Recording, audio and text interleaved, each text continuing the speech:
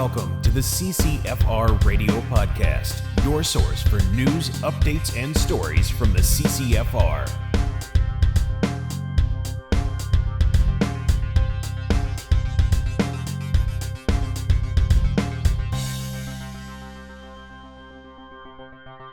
Hey everybody, welcome to episode 171 of the CCFR Radio Podcast. I'm your host, Giltaca. Thanks for joining me again. It's been about 5 weeks. We're on summer hours right now, so we only do a podcast every 5 weeks or so, just for for two podcasts.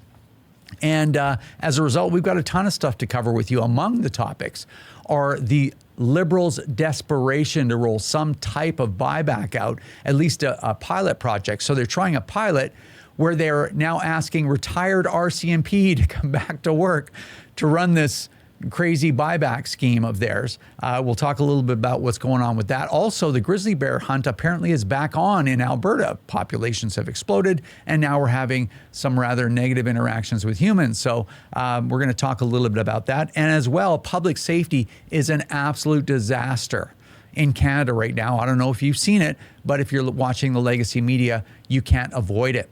Let's talk about what why this is and what the Liberals are doing about it. Anyway, all that and more on this episode of the CCFR Radio Podcast. But before we get started, let's hear from our sponsors.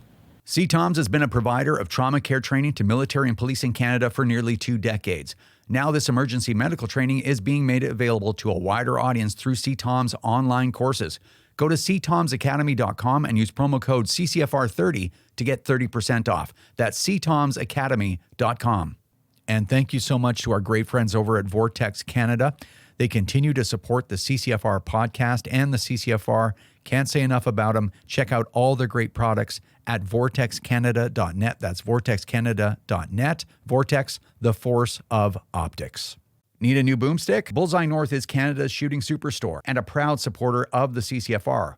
With a wide selection of guns and top trending gear for any shooter, they have what you need. Plus, free shipping over $250, which includes ammo, or flat rate shipping of $17 under $250. Some conditions apply. Subscribe to their weekly newsletter to get first access to the hottest deals. A huge thank you goes out to our great friends over at the Saskatchewan Rivers chapter of Safari Club International. They do a lot of great work over there, including supporting the CCFR and the CCFR Radio Podcast. Check out all their great work at saskriverssci.com. That's saskriverssci.com.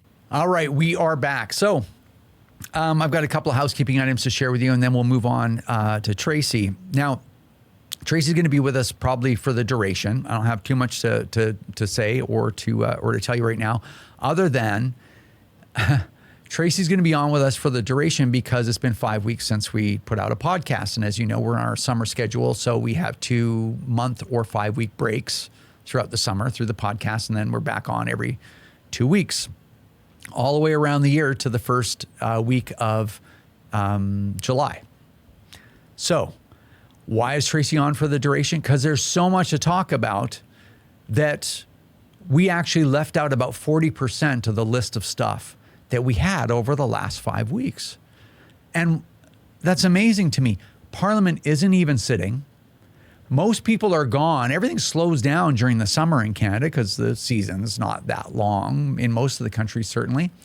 And there's so much going on that negatively affects, I guess, the lives of all Canadians, but in particular of licensed gun owners, that we got this huge list of stuff that we got to talk about.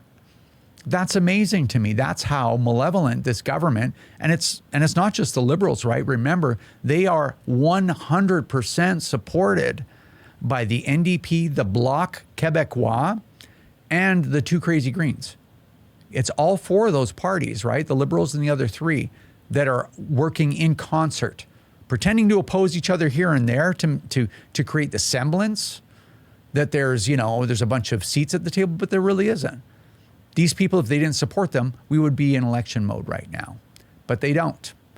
But that's how much their attacks on law-abiding gun owners and against just regular citizens of Canada. This is the mess they're making, supported by those other three parties. So much so that we have so much to talk about over 5 weeks in the summer when Parliament isn't sitting, that we have to stroke off half of our list, and then we have to spend the entire podcast talking about it. Pretty wild, man. Anyway, as I mentioned, we're on our summer schedule. So the next podcast, this is my housekeeping item here, is going to be on September the 5th. Okay, so it'll be another 4 weeks till the next podcast. And after that, every 2 weeks again, all the way around the calendar to, as I said, the first week of July, with the exception of maybe Christmas. Usually we get an extra week stuffed into the schedule there. The only other thing I want to mention is I've mentioned before that I do the podcast and our nationally broadcast television show on Wild TV at the same time, every 2 weeks normally, but now on our summer schedule. And the reason I bring this up is I just finished episode 23 of CCFR Radio on the air on Wild TV, and it was the season finale of season 3. So for 3 full seasons, the gun lobby, for the first time in Canadian history, has had a regular television series on nationally broadcast linear television. Pretty interesting. Kind of a testament of how much we've had to oppose over the last, 8.5 years of liberal rule in Canada. And the good news is we're renewed for another season. Season 4 starts second week in September as well. So we'll be in our 4th season of a nationally broadcast television show. Pretty awesome, right? I think it's quite an accomplishment for the gun lobby, in Canada. We've never had that kind of influence before ever. So kind of neat, right? I'm really thankful to have a part in that, by the way. It's a lot of work, I'll tell you, doing that every 2 weeks, because we don't exist specifically to do podcasts and television shows. We do advocacy, although the television show has become a really big piece of advocacy to have access to that big market. But we have a lot of other work to do and some projects coming up, and I'll tell you more about that in a future podcast, including the secret project that's still ongoing, the project that I tease you with, but I can't tell you much about. But anyway. All right. So as I mentioned, September 5th will be the next podcast. I had some other things I was going to talk about, but the podcast is going to be a little bit long as it is. So we're going to get started right now by bringing on Tracy Wilson from the CCFR. All right. Via Skype, we've got Tracy Wilson of the CCFR. Wilson! Wilson! Wilson! There it is. Giltaca, what's going on? Not much, man. How's your summer going? It's going good. There's only 1 month left until the House of Commons resumes. I can't wait. I can wait. I know. Only bad things happen here, but yeah. Yeah, well, I'm trying to. Obviously, we have to keep the ship afloat, right? So there's still work to do. I'm trying to get a little bit of rest, and now I don't want it to end. I know. Well, I don't blame you, but you know me. I'm always ready for a fight. So yeah, I can't wait for the House to come back. Between crises, I've been working on my 10, so Nice. Good job. Well, thanks, man. Okay. All right. We actually have a lot of stuff to talk about, so we might as well launch into it. There was a really interesting story, another aspect of the government flailing around trying to get their dreaded and ill-fated buyback program off the ground. I mean, they spent coming up $50 million and still haven't done basically anything. What's the skinny on that? Yeah, this was actually a really big scoop by the gun blog. So shout out to Nick. He got a really good scoop here. And basically what happened was Public Safety sent a letter to J Division of the RCMP reservists out in New Brunswick. Now, when you think of reservists, it's not like military reservists, which are usually young people or people signing up for kind of a part-time deal. Reservists with the RCMP are retired or ex-law enforcement. So basically they're begging them to come out and do this confiscation program. Now, you'll remember, they've already asked the RCMP, they've asked law enforcement, they've asked the Army, they've asked Canada Post, they've tried to compel Canada Post, and now they're looking for RCMP reservists, ex-police, to go and kick in doors and confiscate guns from legal gun owners. But no word yet if they'll take the job. But I know personally that a lot of these guys are actually gun guys. So I don't know, it seems like nobody wants to touch this. Well, I wouldn't blame them. It's like it's definitely a hot potato. Yeah. And you're right. There are a lot of RCMP that are licensed gun owners that have lost their AR-15s. And a lot of these guys bought AR-15s so that they could train on their own time because the RCMP use AR-15s. Right. And you know what's kind of funny about that is you have kind of a profile of person. maybe a little bit more harder on the left side of the political spectrum that are like completely against the militarization of the police, right? They're complaining that the police have so-called assault rifles, which they aren't. The RCMP does not have full autos. They have semi-autos like civilians do. But they complain about the militarization of the police. Then at the same time, they're like, well, nobody needs an AR-15 other than military and police, for one. And which is always the irony when you're dealing with these kinds of people. But the other thing, too, is what struck me about this story is, you know, the relationship between the population, between civilian Canadians, regular citizens, and the RCMP has been strained for decades. And it continues to be, the strain is increasing as we see the unholy alliance between the leadership at the RCMP and the Liberal Party of Canada. It's not, you know, people don't enjoy seeing that kind of stuff. And I don't know what the RCMP's, retired RCMP's role in a buyback, in the confiscation of the firearms from licensed gun owners. I can see that really further negatively affecting the relationship between the RCMP and civilians. Yeah, I don't think there's an upside to it. I think, you know, the Liberals at Public Safety are under a lot of pressure by Polly and other groups to get this going, but nobody wants to do it. And even if they got a couple of reservists out of J Division in New Brunswick to do it, the scale of the amount of resources, people, technology, storage, transport, like the stuff they need to actually do this on a national scale is almost incalculable. So, it's just another failure, but really cool scoop by the Gun Blog. You can check out on his website. He's got the letter there. Yep, good job by Nick there to scoop that one up. All right, we have a bunch of stuff to talk about when it comes to public safety, because public safety is really front and center in the news cycle right now, and it has been actually for a long time, but it was particularly intense over the last week. So just as a setup, because we have quite a few things to share and some things to discuss, but just as a setup, the Liberals are such an interesting group of people, right? They've completely failed. They've made Canada more chaotic and more dangerous than it's been in, I think, since the beginning of statistics. So in the late 70s with StatsCan, it's never been worse. And then at the same time, they, just like, I guess, every other aspect of their communication with the public, they gaslight Canadians.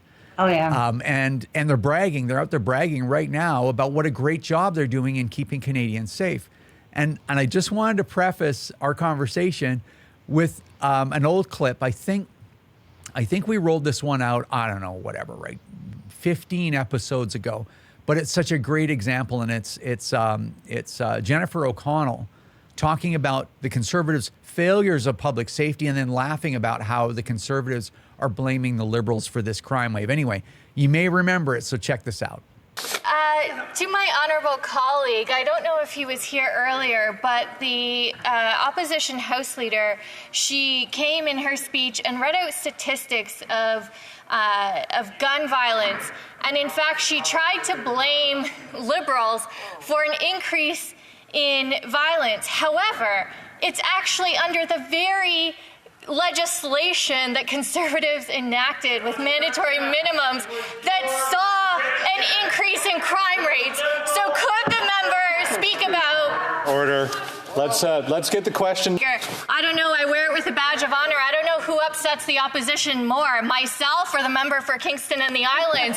But when it comes to the fact that the Conservatives had failed policies when it came to the criminal justice system, can my honourable member comment on their failures? That's the best you've done. The member for... And in fact, she tried to blame Liberals for an increase in violence. Honestly, she has got to be one of the most annoying people in the House of Commons, and I hate to say that, but she's absolutely gaslighting Canadians. In fact, just in the last week, I've been looking, just in the last week, and this is just a small highlight of some of the crimes that have been going on in Canada. We had a violent home invasion in Brampton, 3 linked violent shootings in Hamilton, a flamethrower attack, a drive-by at a Chuck's Roadhouse restaurant, an armed carjacking in Richmond Hill. A 17-year-old girl was killed by a violent repeat offender ex-boyfriend, a gangland double shooting in Vancouver, 5 people shot and injured in a gang shooting in Africville, an 82-year-old veteran randomly attacked and beaten, a BC woman randomly attacked outside her house. 7 out of 8 gang members in a Surrey Langley drug and gun bust are back out on the street. They're already out. 3 people shot and in critical condition after 40 shots fired in a gangland shooting in Montreal. And wanted murderer shoots cop and is apprehended in Toronto. So that literally just happened. The TPS got him. He shot a cop, but he was already wanted for a previous murder. So it's just crazy statistics and crazy numbers and crazy violent crime coming out. And they don't seem to have any solution at all or take responsibility for it. Yeah, it's amazing. Crime and chaos. And then, of course, there's that story about the ISIS, the father and son ISIS duo that got citizenship, apparently. Yeah, this is even crazier. So back in July 10th, the Conservatives demanded that SECU reconvene, that's a public safety committee, reconvene to discuss a new report that 256 people were charged with murder while out on bail in 2023. So I thought, wow, that's crazy. That's like 256 people have committed murder while they're out on bail. Like, talk about soft on crime. Well, yesterday, August 6th, the CPC once again demanded that SECU be reconvened after a father and son ISIS terrorist team is foiled by the RCMP. They were planning a violent terror attack in Toronto.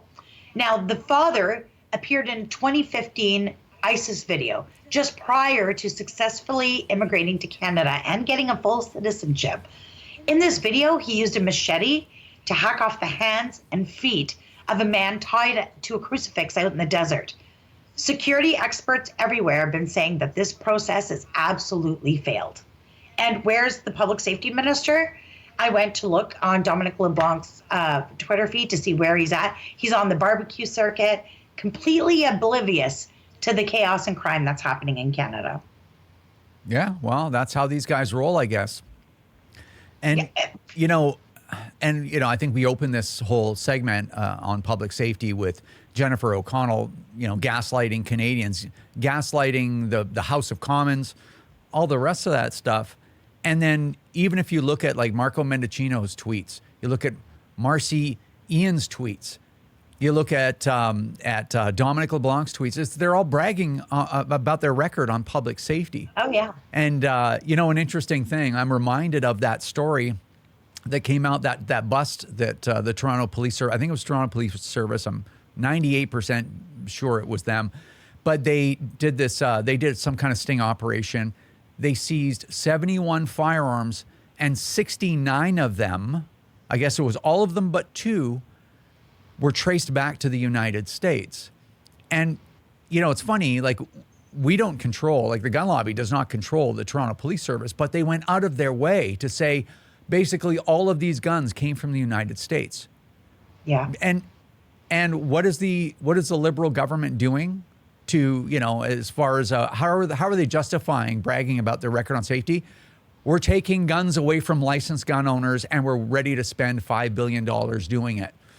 And sacrifice the relationship between the government and licensed gun owners, and sacrifice the relationship between the RCMP and, everyday Canadians. Like, I don't know. It's clown world. It's upside down world.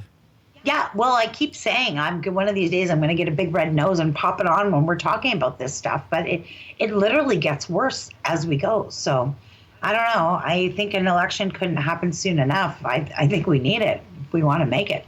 Yeah, if there's anybody that voted for the Liberal government in the last 3 elections, and that has a keen interest in public safety, like if you're okay with what the Liberals have done in public safety, like I don't know what to say to you. Like I don't know what to say. Yeah, to you. Like, people are literally dying because of what of the chicanery they're involved in. Yeah. Anyway. Yeah, soft on crime policies literally kill people, and pretty crazy. So I will agree with you that an election can't come fast enough. But anyway, Now I do realize that that's a little depressing, but it was It was news that had to be covered. I mean, that list that you ran through, not to, beat the point to death, but the list that you ran through, that was a week. And that's not even everything. Yeah. That's the big stuff. Wild. Anyway, all right. So there was this this is a bit of a sensitive one, but there was this video that was circulating around on the internet and through the legacy media as well, I think, of this Sikh wedding. I think it was in BC, if I'm not mistaken. Yeah, I was in Surrey, I believe. Yeah, so the Sikh wedding where the wedding goers were dancing around with semi-auto firearms over their heads, and it's gotten a mixed reaction from a lot of people. Yeah, so apparently the RCMP have seized some of the guns, but they're, at the time of recording anyways, there's been no charges laid. I do have mixed feelings about it too. A lot of people sent it to me and wanted to know what I thought of it, and it's, the libertarian in me says if no laws are being broken, we should probably mind our own business. But the advocate in me says that we spend so much time and energy and resources promoting and practicing safe firearm handling, and reaching out to normies to try and normalize gun ownership, that I can say this isn't super helpful. Ian Runkle did a video kind of exploring if any parts of this were actually illegal. And there's a few points that he made where these guys might get themselves in charges, particularly for the charge of pointing a firearm when one of the guests, I guess, was flailing around while dancing and basically sweeping the other guests. So, I think for most of us, we're so critical of each other, even when we post a picture online. If you're not so super careful, to see this is a little shocking. So, yeah, I got mixed feelings because, if somebody's not breaking the law, you should stay out of it. But at the same time, I want to convert normies. So, I don't know. I got mixed feelings about it myself. Yeah, at the same time, it's not a great look. No, it's not. Yeah. I mean, the everyday Canadian sees that and they're like, holy man, how did they get a hold of those guns? And then here comes the big, uninformed gun control debate. The gun control dialogue, follows directly after that. So I don't know. It's a tough one. I agree. It's like bait for the anti-gunners. So I just give it to them. Anyway, that's a difficult one, but no one was hurt to my knowledge. No shots were discharged to my knowledge. But anyway. Yeah. So that's a tough one. Yeah. Another story that's circulating around right now is, I guess the backstory on this is, a couple of years ago, grizzly hunting was banned in British Columbia. There's a lot of grizzly bear hunting in British Columbia on Vancouver Island and also in the interior and a few other places too. And the BC government banned it. And then grizzly populations started exploding. And I guess there was something similar going on in Alberta or something like that. I'm not sure because I'm not from Alberta. And then I guess the pinnacle of that kind of happened last year where a couple, and I believe they were around Banff, were attacked and torn to shreds, killed by a grizzly last year, even though they emptied a can of bear spray at the bear. Now, the Alberta government has decided that they're going to have a limited entry, is my understanding. I could be wrong on that detail, but it's my understanding there's going to be limited entry hunting for grizzlies again in Alberta. And you have all of these anti-hunting people saying like, this is ridiculous, poor grizzlies. I don't know. What do you think of that? Well, I mean, I don't know. So basically what you're telling me is that hunting and conservation are intrinsically linked, and that the proper management of wildlife ensures that there's resources and space for everybody, and that we can kind of live in harmony with animals while still respecting their space. Who knew? Instead of just letting them run wild. Animals are literally a renewable resource. They're the original renewable resource. So yes, there's a way to manage them properly, keep their numbers in check. And to me, if you don't want to see any of that, the thing is you're living in their space, right? So then you should move to the forest. You see that creeping anti-hunt sentiment. Before it was mostly against like black gun owners or handgun owners, and hunters always felt safe. And this is a topic that we talk about in a lot of the big organizations, that, you're seeing this creeping anti-hunting sentiment, and that's it in action. Yeah. But you have to properly manage your wildlife if you want to live in harmony with them. Yeah, and that anti-hunting sentiment is just getting worse all the time. So anyway, something we have to be aware of and be pushing back against all the time. All the time. There was yet another interesting story since we've been off for 5 weeks, or off the show at least. I would love to be off for 5 weeks, actually. Wouldn't that be nice, right?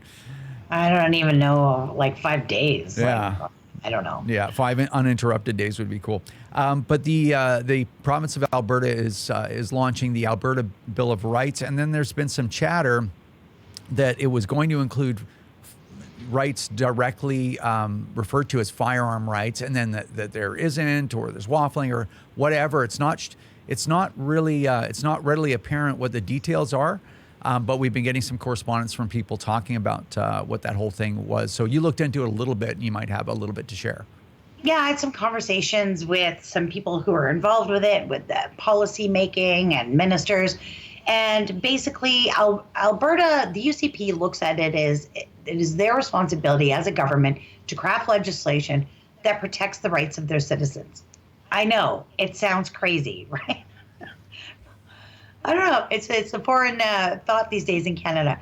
But in any event, part of this, these amendments to the Alberta Bill of Rights would be enshrine property rights into them. And of course, we all know that firearms are basically just private property. So there's some debate about whether it needs to specifically name firearms or if firearms would be included. And of course, we know that what really motivates legislators and lawmakers is when you apply proper, strict pressure. So my advice to everybody in Alberta, the rest of us, unfortunately, don't have a government that cares about us that much. But for those Albertans that this is important to, what you need to do is reach out to your MLAs, reach out to the minister, reach out to the entire cabinet, because they're the ones who ultimately will make the decision of what gets included in the bill and what doesn't, and let them know that firearms are important to you and they're important to the people around you, and that you give them good, firm, confident support, that you're going to support them if they do these things for you, and that you're not going to vote for them if they don't. So, that's my advice. If you're looking for help, with some wording, you can reach out to tracy.wilson@ccfr.ca. I'm going to kind of write up something very simple, and I'll share that out with you guys. It'll also be on my social media. But look, Alberta's got our back as firearms owners, but sometimes it's okay to just put your hand on their back and give them a little bit of firm pressure to make sure that they're doing the things that matter most to you. So, God bless Alberta, because they're usually always doing the right thing on this stuff. Yeah, well, they've done more than any other province. Yes, has for law-abiding gun owners. So we're appreciative Absolutely. of that. But of course, like you said, it doesn't hurt to let them know that you will continue to support them, even if they do, directly mention firearms. And I also want to agree with what you said. It's not exclusively necessary. And, of course, keep in mind, right, they have to be approach things in the most politically reasonable way, because it's not just firearm owners that vote, and they need to stay in power to protect the rights of Albertans. So they can't do it if they're not in power. So anyway, there's some kind of balance there. That's right. Anyway, we're getting close to the end. So you and Anna McIntosh, one of our best female field officers ever, were in British Columbia for the CCFR Gunnie Girls calendar shoot just a little while ago. Yeah, that's right. So Anna McIntosh is actually the VP of the CCFR Women's Program. And her and I jumped on a plane and we headed out to beautiful Agassiz, BC, almost in your neck of the woods. In fact, it is your neck of the woods because we came and saw you. Yeah. Yeah. You took us out on the lake, and that was great. We had some friends who donated their time and effort, let us come out on the boats. We got some cool pictures of the girls. Enjoyed a really great time up on top of Sasquatch Mountain, and I mean like literally on top of it. It was an insane road to get up there. But we captured some beautiful moments met some really cool girls, some friendships there that are still going strong to this day. And yeah, kind of adding to it. And of course, in a couple of weeks' time, Anna and I will be heading to the Eastern Girls photo shoot here in Ontario in the beautiful Blue Mountain region. And we're going to be doing it all again with the girls out here. So it's just, yeah, lots of fun. And those retreat weekends are just, I'm actually going to produce a little video on those one day, because it's more than just making a calendar. It's making lifetime friends, and that's what it's about. Well, it is, and I will admit a little. I think it's. I don't think it's a secret that the calendar is not my favorite project at the CCFR, just because it can be sensitive. And I think, we may have talked about it before. I mean, this is the podcast, so we do have time to kind of kick things around in a little bit more detail than we do on the television show. But of course, I just find it a little bit sensitive, right? There's some people that are like, well, we think it's kind of, exploitive. And then you answer that by saying, well, women have full agency of their own decisions in their own lives. What, they can't make their own decisions because there's no men involved whatsoever in that project. Yeah. And so kind of both positions are reasonable. And I just, I have enough controversy in what I have to do for the CCFR. I didn't need more. So I was like, oh man, this project, is it worth it? But I was really never involved in what goes on with the making of the calendar or whatever. And it was pretty neat. And the calendar is getting better and better. Just kind of the look and the way that it's positioned. It's taken us a few years to kind of get that balance right. And I've come away being involved at least for a few days with it. And I think it is actually a pretty cool project. And I think there is value for CCFR members in continuing that. I mean, it's a group of ladies and of course you guys creating that project and creating a product out of it, which gets sold, and the money that gets raised goes back into the women's programming. So it gets spread around properly. I don't know if that makes sense. Like it is worth doing as far as I've seen personally. So I thought it was pretty cool. Yeah, well, we want to help, at least sponsor or contribute to ladies' range days all across the country, where women have who maybe wouldn't have the opportunity to ever try guns, get to come out, give them a try, and at least open their mind to what it's all about. But it takes money to do that. All of us know when you go to the range, people ask me all the time, oh, can you take me out for a range day? Well, sure, I can, and I do, but it costs a fortune, right? So we needed a way to raise money. And this is like women doing it for other women, right? Like these calendars, although I'm sure they are bought predominantly by men, lots of women buy them too. But realistically, they're for women, because all of that money raised goes back into ladies' range days. So yeah, it is a cool project, and I'm proud of it. And I know we take a little bit of heat for it, and I gladly wear it, but I stand by it. And I love, we're in 2017 was the first year we did it. So it's, some time behind this project now. And I've got to say, there's friends I made back in 2017 doing the calendar that we're still friends with now. Our network of women in the shooting sports has only expanded every year. And I love that part. Yeah, absolutely. And I mean, does that actually translate into events? And this is a rhetorical question I'm asking, because I have to do 3 Ladies' Day sponsorship stipends today. That's like right. in one day. Yeah. Oh, yeah. Ranges from all across the country are now picking this up and saying, hey, we want to host a Ladies' Range Day. How do we do it? Well, you send us an email, info@ccfr.ca. We've got kind of a template that you can use it if you want, use parts of it. It just kind of helps you. It's basically any other range day, but targeting for women. And then we send T-shirts and hats for prizing. We'll send you a little bit of money. If we've got volunteers in the area, we send them as well. And then we've got girls who have been in the calendar who are now volunteers with the program, who are volunteering to be an RSO at range days and stuff. So it's all intertwined, and it literally just keeps recirculating back into itself and growing and growing and growing. I said when we were up in BC to Anna that I would love to do a calendar alumni, because each year you get these 2 groups. We've got an Eastern photo shoot and a Western photo shoot. these two groups of women, and they all become friends, and they're friends with us, and we're friends with them, and then year after year, it just keeps happening. And I feel like I would love just a big reunion with everybody to get together and just keep growing the unit. So yeah, I just love them, and it's super fun. It's a pet project that I'll never apologize for. I love it. Yeah, it was pretty neat. Yeah. But anyway, all right. Moving on. Oh, when does it come out, by the way? Is it November? That'll come out, yeah, like just before Christmas. It'll be out in time to order it for Christmas, so keep your eyes open. But yeah, either the end of November, beginning of December. And of course, we'll have everybody, all hands on deck down in the shop, filling those orders to make sure you get them under your tree. So cool. Yeah. All right. Last but not least, you and I will both be at TACCOM this year. Yeah, I'm really excited. Yeah. TACCOM is coming up September 6th, 7th, and 8th. It's literally just around the corner. The bad news is that means summer is over. But the good news is that we'll be at TACCOM. So that'll be held at the International Center in beautiful Mississauga, just outside Toronto. It's right close to the airport, so if you want to fly in for it, it's perfect.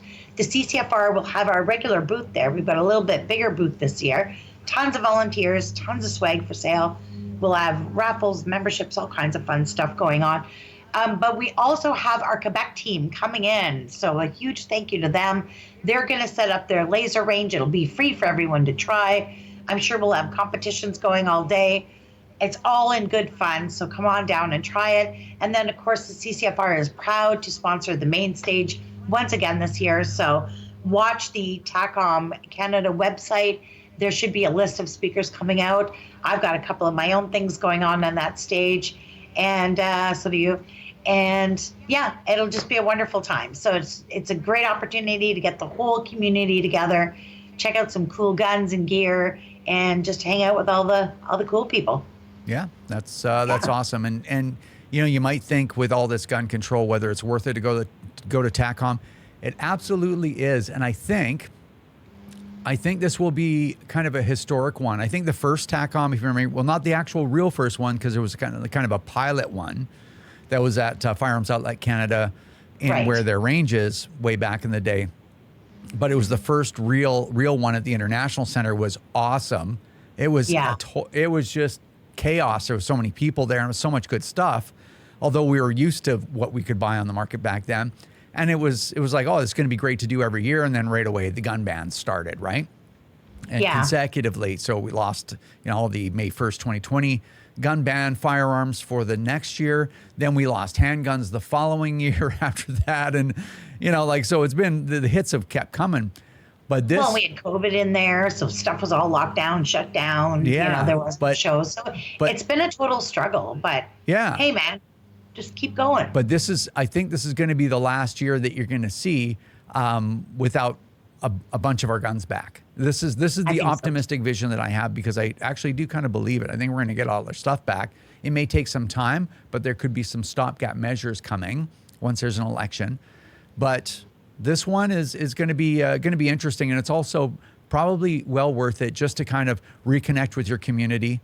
There are quite a few new firearms that are on the market, stuff like that, and to reconnect and get together and keep our community and our traditions alive, I think. So that's why I'm flying across the country to go and appear there as well again this year. So anyway. Yeah. It'd be great to see everybody there. I love it. Yeah. I loved it. For sure. Good time. All right. Mm-hmm. We covered everything, man. We did it. Awesome. Well, thanks for the update, and I guess we will see you in about 5 weeks-ish on the next one. Okay, we'll see you then. All right, that's going to do it for episode 171 for the CCFR Radio Podcast. Thanks, everyone, for watching. Really appreciate it. As I mentioned in the intro, you won't see another episode of the podcast till September the 5th, probably about another month, depending on when you're watching this. And then we'll be back on our regular schedule every second week all the way around to July again. But anyway, the good news and the bad news is there's always lots of news to talk about, I guess, in this crazy country, at least for now. All right, last thing I'm going to ask of you is to share the podcast. If you have friends that are gun owners, share the podcast. Tell them to get involved in some way. They don't have to look at this stuff every day, but they should watch the podcast every second week or once a month or whatever. Maybe they should get on our email mailing list. We only send one email per week unless it's an absolute emergency. So you don't have to worry about getting spammed by us, sending an email a day or every few days. We don't do that. So get on our mailing list, or maybe they watch WOW TV, tell them to watch our show. It's really important that we get gun owners involved at any level that we possibly can, because you can't oppose anything effectively if you don't know what's going on. So that's really important. Think about all the people in your life that are gun owners and whether or not they're at least subscribed to our email list. Really, really important. Now, in the next podcast, I'm going to have some really cool news for you. Well, I'm hoping everything, working is the way it's supposed to. So make sure that you don't miss that one on September the 5th. All right. Thanks so much for your support. If you want to become a member or donate to the CCFR, you can by going to ccfr.ca. You can also find us at firearmrights.ca. Either one of those will get you there. Thanks so much for your support. Take care, everyone. We'll see you next time. This is another episode of the CCFR Radio Podcast. Remember, if you don't stand up for your own ability to own and use firearms, who will? Join the CCFR or donate right now at www.firearmrights.ca.